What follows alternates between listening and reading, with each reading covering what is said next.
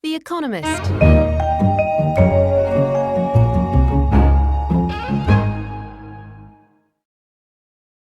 Sudan is Africa's largest country in geographical terms and has a population of around 40 million.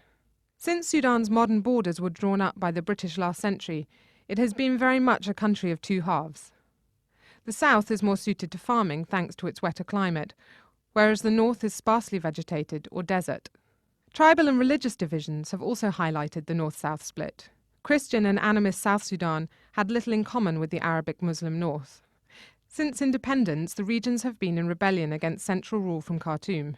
In a long civil war between the two halves of the country, which only ended in 2005, around 2 million people, mostly southerners, were killed and millions more made homeless. In 2003, the western region of Darfur rebelled against the government in Khartoum. The ensuing violence led to the destruction and damage of hundreds of villages in the region. Sudan's president, Omar al-Bashir, has been indicted by the International Criminal Court for war crimes in Darfur. That conflict continues. To date, it has cost about 300,000 lives, and a further 3 million have been made homeless, who have either fled over the border to refugee camps in Chad or live in the tens of camps in Darfur itself. For many years, Sudan's economy was dominated by the export of cotton, particularly from the extensive Jazeera irrigated agricultural scheme south of Khartoum. However, the discovery of oil in the south in the 1980s transformed the economy of the entire country. The oil is piped north through Khartoum to Port Sudan for export.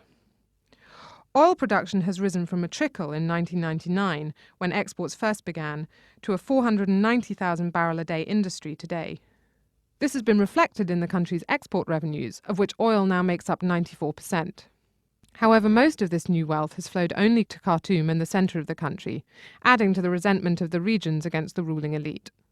The rapid development of the oil industry also saw a reorientation of Sudan's foreign policy. China is now Sudan's principal export market and development partner, investing billions of dollars in building roads and bridges in exchange for oil. National elections set for April 2010 are unlikely to be free and fair, as many will find it difficult to vote, especially internally displaced persons in Darfur. South Sudan, however, may become the ruler of its own destiny in 2011, when it holds a referendum on whether to secede from Sudan altogether.